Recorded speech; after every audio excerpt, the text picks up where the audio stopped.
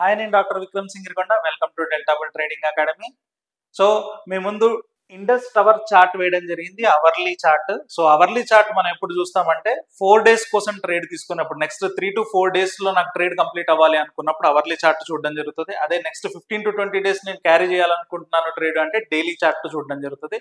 So ఇప్పుడు మనం hourly chart చూస్తున్నప్పుడు ఇక్కడ ప్రీవియస్ గా మనకి ట్రెండ్ అనేది డౌన్ సైడ్ లో ఉంది. ఈ ట్రెండ్ ఇప్పుడు ఎండ్ ఆఫ్ ది డే టైంకి వచ్చేప్పటికి ఈ రోజు 11th July రోజు నేను రికార్డ్ చేయడం జరుగుతుంది. సో 11th July రోజు ఎండ్ ఆఫ్ ది డేకి వచ్చేప్పటికి మనకి ట్రెండ్ రివర్స్ అవ్వడం మనకు క్లియర్ గా గమనించవచ్చు. సో ఇక్కడ ట్రెండ్ రివర్స్ అయిన తర్వాత మనకి 3:15 ఆ టైంకి వచ్చేసి మనకి బ్లూ క్యాండిల్ రావడం జరిగింది. మన స్ట్రాటజీ ప్రకారంగా ట్రెండ్ వచ్చిన తర్వాత ఐదర్ క్లియర్ అప్ ట్రెండ్ కానీ క్లియర్ డౌన్ ట్రెండ్ కానీ, సో క్లియర్ అప్ ట్రెండ్ వచ్చిన తర్వాత మనం బ్లూ క్యాండిల్ కోసం చూస్తాము. బ్లూ క్యాండిల్ వచ్చిన తర్వాత దాని హై అనేది బ్రేక్ అయితే ఆ బ్రేక్ అయిన టైంకి మనం ఎంటర్ అవ్వడం జరుగుతుంది. ఆ విధంగా ఈ రోజు ఎండ్ ఆఫ్ ది డే మనకి ఎంట్రీ దొరకడం అయితే జరిగింది. సో ఎంట్రీ దొరికిన తర్వాత టార్గెట్ ఎక్కడ పెట్టుకుంటామంటే మనకి ఇక్కడ లాంగ్ ట్రేడ్ లో ఎంటర్ అయ్యాం కాబట్టి మనం లాంగ్ టార్గెట్ ఇక్కడ కనబడడం జరుగుతుంది. మీకు లైవ్ మార్కెట్ లో ఇది కంటిన్యూస్ గా మారుతూ ఉంటది. అండర్లయింగ్ వొలాటిలిటీని బేస్ చేసుకొని ఏది ఆప్టిమల్ టార్గెట్ పెట్టుకుంటే బెటర్ ఉంటుంది ట్రేడర్స్ కి అనేది ఆటోమేటిక్ గా చూపిస్తుంది.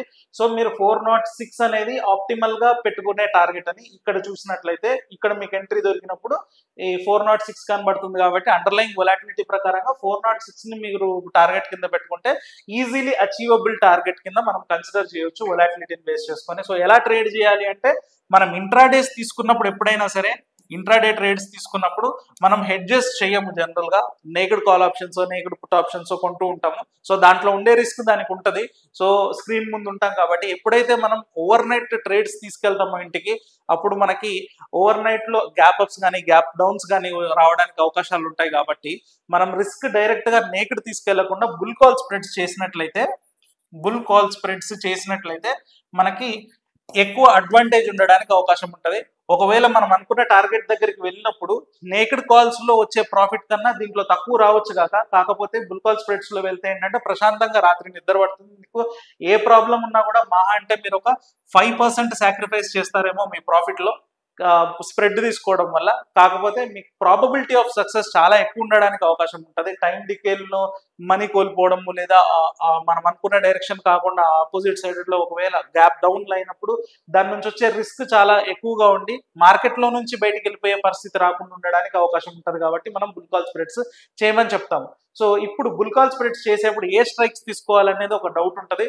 ఇప్పుడు దీన్ని ఎగ్జాంపుల్ గా తీసుకొని మన ఇండికేటర్ లో చూసినప్పుడు మనకి వచ్చినప్పుడు ప్రైజ్ మనకి ట్రిగ్గర్ అయినప్పుడు 395 దగ్గర ఉంది కదా. సో 395 దగ్గర మీరు ఎంటర్ అయ్యారనుకోండి, 395 కాల్ ఆప్షన్ ని కొంటారు. సో ఏ పాయింట్ లో అయితే మీరు ఎంటర్ అవుతున్నారో ఆ పాయింట్ కి దగ్గరలో ఉన్న స్ట్రైక్ ని కాల్ ఆప్షన్ ని కొనేసి నెక్స్ట్ ఏ స్ట్రైక్ ని అమ్మాలి అంటే ఆప్షన్ చైన్ ని కూడా మీరు చూడక్కర్లేదు. ఇక్కడ మీకు లాంగ్ టార్గెట్ ఇక్కడ ఏం చూపిస్తుందో చూడండి. ఆ టైంలో 406 చూపిస్తుంది కాబట్టి మీరు 405 కాల్ ఆప్షన్ ని అమ్మడం చేయొచ్చు.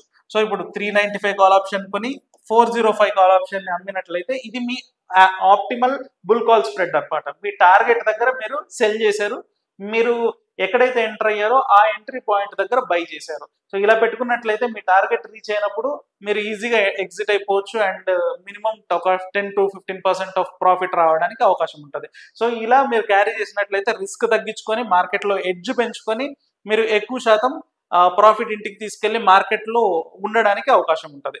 సో ఇలాంటి ఇంట్రెస్టింగ్ అనలిటికల్ వీడియోతో మళ్ళీ నెక్స్ట్ వీడియోలో కలుసుకుందాం. Thank you.